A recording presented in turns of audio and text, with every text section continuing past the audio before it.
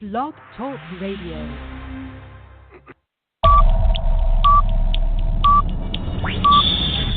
Ten, 9, 8, 7, 6, 5, 4, 3, 2, 1, 0.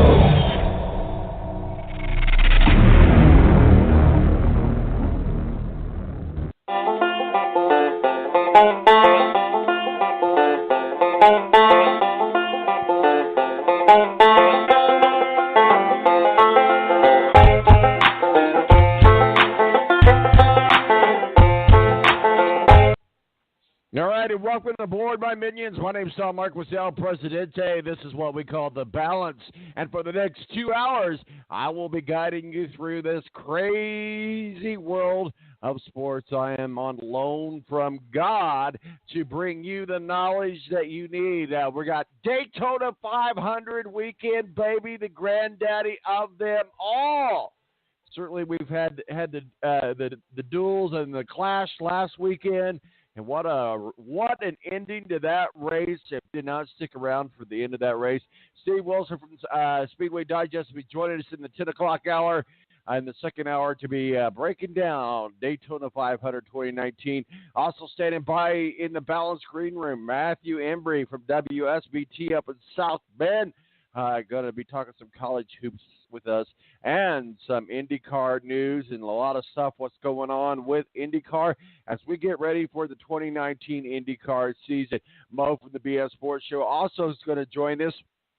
We're going to be talking a little bit about what's going on in this crazy world of NBA and, of course, the MLB in spring training. My name is Tom Marquis, Presidente.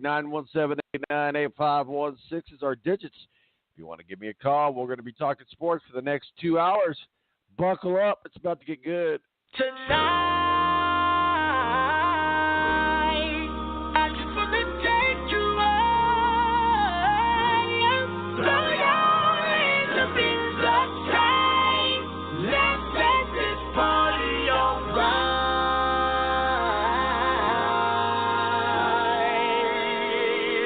Players, put your pinky rings up to the moon.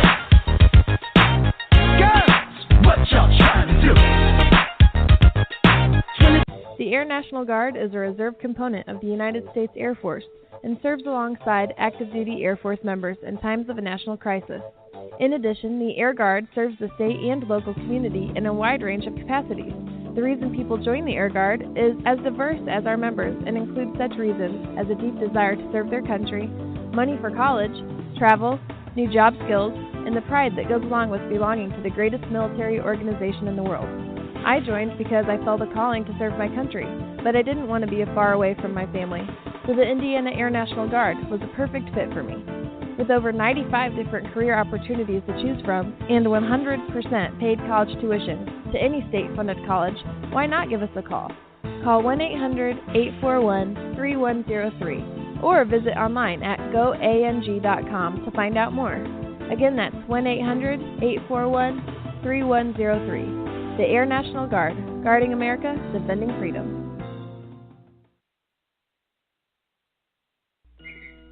It's double trouble, double the fun at African Safari Wildlife Park in Port Clinton, Ohio. See the largest antelope on Earth, the giant eland, and the ugliest creature on Earth, the African warthog. There's so much to see and do, including the Midwest's only drive-through safari. Feed the animals.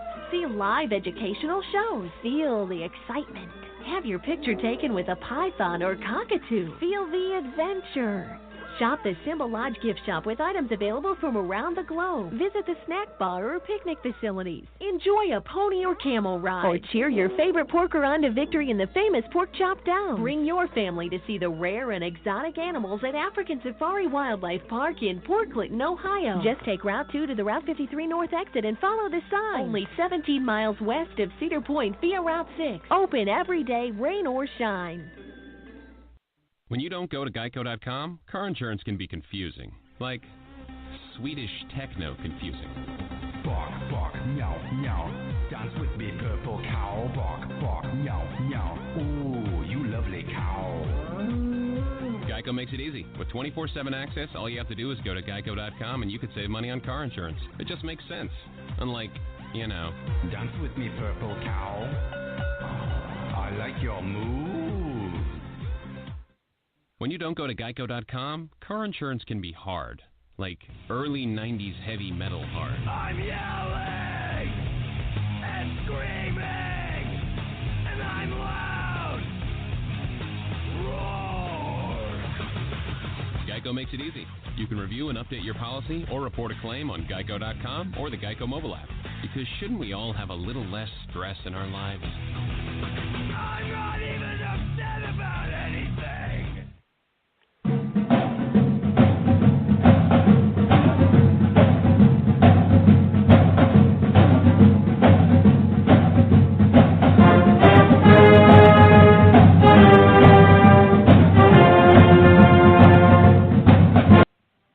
All right, welcome back to the Balance. 917-898-8516 is our digits. Time to kick things off.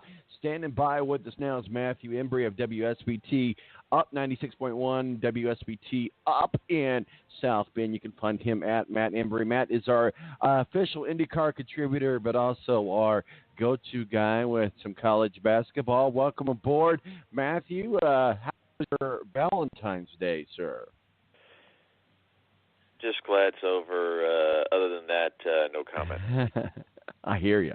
I'm in the same boat as you, sir. Well, let's talk a little bit about college basketball. We'll go homer here. Obviously, we broadcast live here from our Balance Studios in the Indianapolis, high atop the Balance Studios west side of Indianapolis, Indiana. So we'll go homer a little bit. Let's start with the elephant in the room. IU, Romeo, wherefore art thou? I know where he is not. And maybe we feel like we've been sold a bill of goods, but also on the other hand, I think we all kind of knew, or at least those that follow basketball, kind of knew that he wasn't going to be a 28-point game guy. But I don't know. I'm kind of disappointed with IU. I'm kind of disappointed with Archie. I'm kind of disappointed with where we're at in the season. So Matt, maybe you could talk us off the ledge or push us on over the ledge. It just seems like IU and Romeo Langford just is not doing what they need to do in the 2019 basketball season. At this point, the fact that they're even going to get into the tournament might even be in question.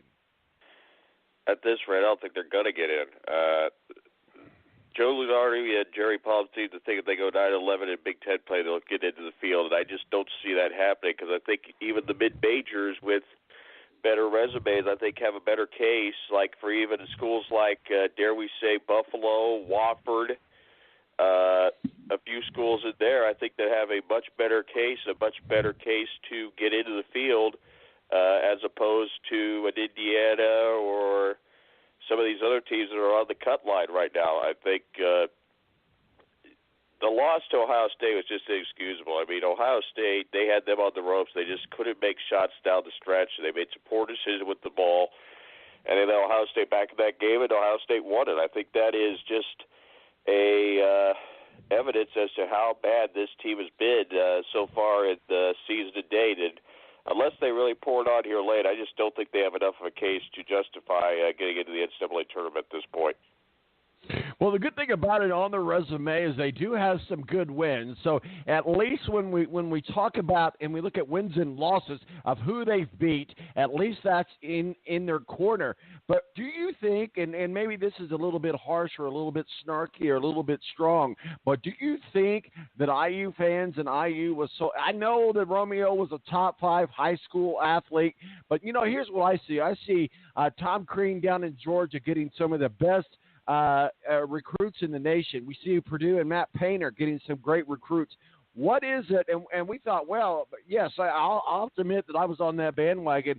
Maybe not that Romeo was the savior of IU, but certainly thought that he was the first of pieces. And we also believed that Romeo was going to be a one and done, so we had to get the best and the most out of him that we could here in this season.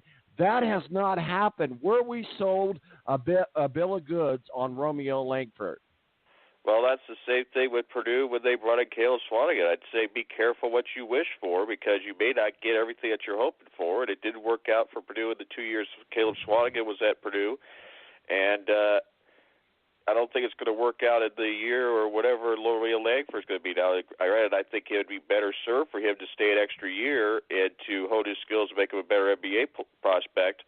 But with the way that things are, that people think you got something wrong with you if you stay an extra year, I think he's going to go to the NBA draft. But let's face it right now, Tom. Indiana is 4-9 in league play. That just is simply not good enough to get into the field, even though, yes, it's an advanced schedule with 20 games per year in the Big Ten. 4-9, 5 games under 500, that's just not, I think, a plausible theory as to getting yourself into the NCAA tournament. So, yeah, I mean, I tell you what, they've got to start winning some games. And that game against Ohio State, it just seemed like it just was like so close yet so far away. They only had the lead once for just a few brief moments. And certainly not a knock against Ohio State, but certainly a team that you would think that IU, the way that they've developed, the way that we've seen them play recently and the teams we've seen them beat, you would think that they could have beaten Ohio State. But that just didn't happen. Let's move on over to your Notre Dame Fighting Irish. I know you were up there in Notre Dame country, and that is your wheelhouse there at WSBT. Talk with us a little bit about what's going on with the Fighting Irish. If you think Indiana's bad, Notre Dame's even worse. They had the injuries. They had the lack of things. I mean, yeah, they got a decent performance out of T.J. Gibbs when they beat Georgia Tech on last Sunday, but they have to go to Charlottesville today to take on Virginia. There's no way they're going to beat Virginia unless Virginia completely wins. I mean, Virginia's only 2 losses this year. Granted, I've been to Duke, but still, they're not showing the things that made them vulnerable, say, to like a UMBC last year, the NCAA tournament. They came the first one to lose to a 16. Notre Dame's got a few things in their corner. They got some decent talent coming back next year. Obviously, Lex Pfluger looks like he's going to be granted a 6-year eligibility after his injury. Et cetera, and then you got a bunch of talented freshmen, Juwan Durham, Prentice Hub, and then supposedly another good, decent recruiting class coming in for Mike Bray. But right now, you just can't jump out of a flying airplane and try to make a parachute before it smashes onto the ground in the ACC. I think, as you've seen, if you watch the preview of the tournament seeding this past Saturday, ACC had, I believe, 4 teams in the top 16. So it shows you that how tough that conference is right now. And if you're trying to rebuild like Notre Dame is, you're going to be several steps behind the pack. And I think it's showed right now when all you got is 2 wins over Boston College and 1 win over Georgia Tech. I mean, that just isn't going to cut it. Now, granted, I think you got a rebuild going on, and that's part of the reason why the situation is. But I think things need to adjust themselves, especially when we get to 2020. Otherwise, maybe it's time for Swarbrick to start looking maybe that this deal with Mike Bray, maybe it's time to move on and go a different direction.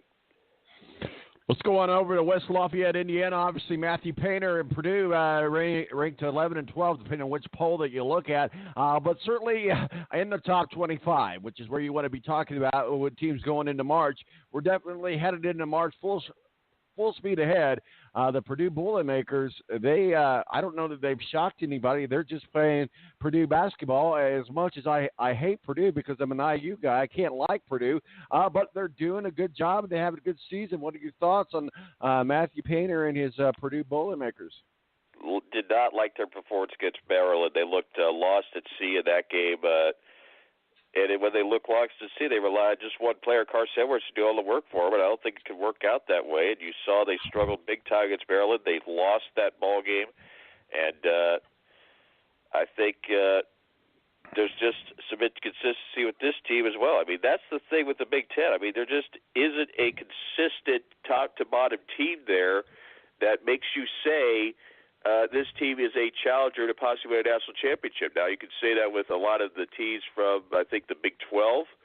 You can say that with a lot of teams from the ACC, but I think right now the Big Ten just doesn't have that wild team. I thought it was Michigan at Michigan State, but they've also had some questionable games as well. Their records is down the stretch here. So if you were to ask me, I think who is the best teams to likely